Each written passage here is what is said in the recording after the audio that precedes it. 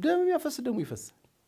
የምን እምነት ምናምን የለም። የሆነ ጣራ ምናምን አትለይ። በቃ ሰው ነው። ለሃይማኖት መሪ ወይም አስተማሪ በምድሪቱ ሁሉ ሰላም እንዲሰፍን የማንም ሰው ነፍስ እንዳይጠፋ መሻት እንጂ ልዩነት ተፈጥሮ በዚያ ደረጃ የፉኝት ልጆች እስከ ማለት የሚያደርስን ነገር ምን አመጣው? ለሰው ልጆች ሁሉ እኩልነት እንደሚተጋ ሰው የሚል ጥያቄ አለኝ። ከዚያ ባሻገር ግን ከሁሉ በላይ ዝም ማለት ተጸጽተ ነው ወይስ ዝምታ መልስ የሚሆንበት እድል ቢኖርም እንኳን ዝምታ መልስ የሚሆንበት እድልም እንኳን ቢኖር እቺ ሀገር ነች፣ ትልቅ ሀገር ነች እና መልስ ልትሰጣት ይገባ ነበረ።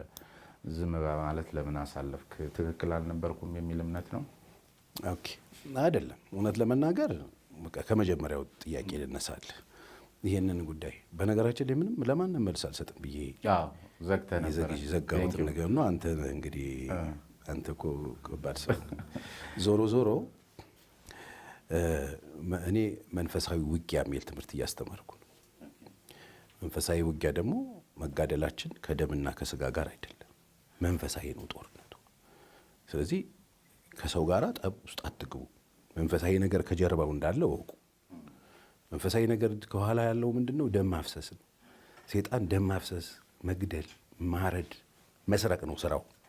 ስለዚህ ይህ መንፈሳዊ ውጊያ በመንፈሳዊ መንገድ ነው ማየት ያለባችሁ። ለዚህ ነው ባይብል የሚናገረው መጋደላችን ከደምና ከስጋ ጋር አይደለም። ስለዚህ የኛ ደግሞ የጦር ዕቃችን መንፈሳዊ ነው። ይሄን መንፈሳዊ የጦር ዕቃ ይዘን ነው መዋጋት ያለብን። ለምሳሌ ባል ወይ ሚስት የሆነ ሰው መጥቶ በክፋት ሲነሳባችሁ ሰውየው ብቻ አይደለም፣ ከጀርባው ይሄንን ያደረገው እንትን አለ። ያንን ጸልዩ፣ ገስጹት፣ ሰውየውን በፍቅር ያዙ። የኔ ስራ ይሄ ነበር። ይሄን እያስተማርኩ ለምሳሌ አሁን ሰሞኑን እንኳን ያነሳሁት ይሄን ነው። ሰሞኑን እንኳን በእስራኤልና በኢራን የተነሳውን ነገር አይታችኋል። ምኑን ያየው? በዚህ በኩል በቀኛ ከእስራኤል ወገን ነን እስራኤል የሚሉ፣ በዚህ በኩል እኛ የፍልስጤም የእስራኤል የኢራን የሚሉ ወገኖች ሆነው በስነ ስርዓት ዲቤት እያደረጉ ምናምን ሚዲያ ላይ ይታይ ነበር። እና የእስራኤልን ደም ማፍሰስ እንደ ጽድቅ፣ የእስራኤላኑ ሲፈስ በጣም ወርቅ እንደፈሰሰ አይነት፣ የነዛ ሰዎች ሲፈስ አሸባሪ ሞተ። እነሱ ጋር ቶክስ ተተኩሶ ሰው ሲገደል ጻድቅ ሰው ሞተ የሚባል ነገር የለም። ተጠንቀቁ። በሁለቱም ወገን ደም ያፈሰሰ ደም ያፈስ እሱ ደሙ ይፈሳል። መንፈሳዊ ነው፣ አጋንንት ነው።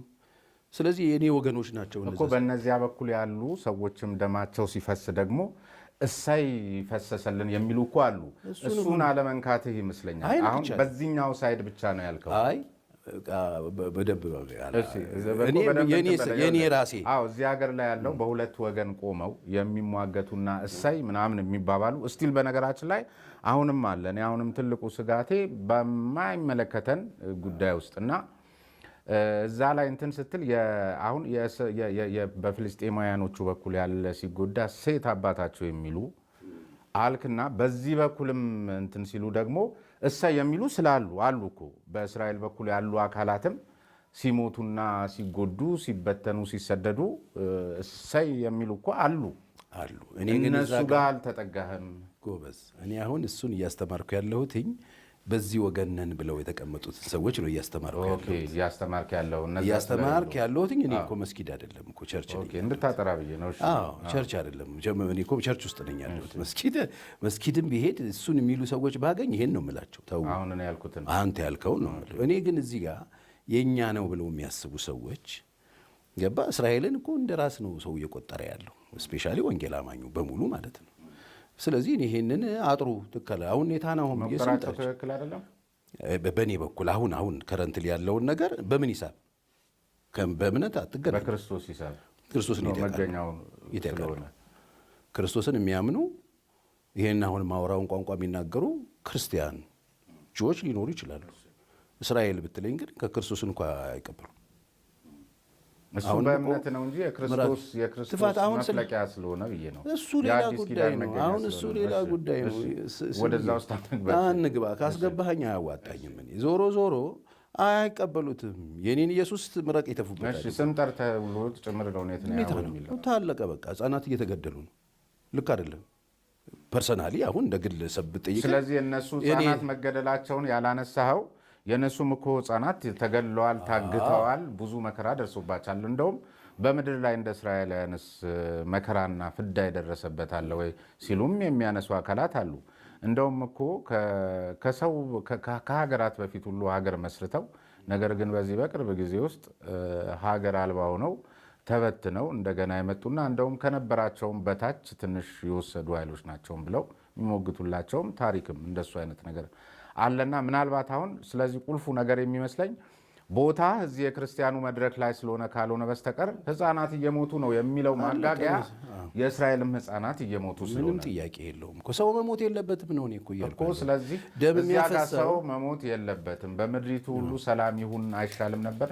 አዎ የኔ ስራ የኔ ትምህርት ይሄ ነው። እኔ ትምህርቴ አሁን ይሄንን አጅበው እስራኤልን ብለው ተደግፈው በዚህ ነገር ሀሴት እያደረጉ ያሉ ሰዎች ከጀርባው ያለውን ማሳየትን ስፒሪቹዋሊ ዋርፌሩን ማሳየትን እኔ ፐርሰናሊ በዚያም በኩል ከጀርባ ያለውን ሀሴት እያደረጉ ያሉ ሰዎች መድረክህ ስላልሆነ ነው። መድረክ አይደለም። መድረክ ቢሆን ኖሮ የምትላቸውን ነገራቸው አሁንሽ ማንንም ደም መፍሰስ የለበትም። ደም የሚያፈስ ደሙ ይፈስ። የምን እምነት ምናምን የለም። የሆነ ጣራ ምናምን አትለይ። በቃ ሰው ነው። እግዚአብሔር የአንዱን ሰው ደም ዳይመንድ የአንዱን ጭቃ አላረገ። ሰውን እንደ ሰው ነው እግዚአብሔር ነው የፈጠረው። እስትንፋሱ እግዚአብሔር ነው። ማንም መሞት የለበት፣ ማንም መገደል የለበት። አሁን እኔ ፍርት ነው የማልወደው። አግኝተኛል የሆነ ተደብቀህ ምናምን አንተ በጣም ስፔሻል፣ አንተ ስትገድል በጣም አሪፍ፣ ደግሞ እኔ ስገድል ሌላ የሚባል ነው። ይሄ ፍርታምነት አለ። ሁለቱም መገደል፣ ማንም ሰው መሞት የለበት። እኔ ስራዬም ኑሮዬም ህይወቴም ዘመኔን በሙሉ በዚህ እውነት ላይ ቆሜ የኖርኩ ሰው ነኝ። አለቀ።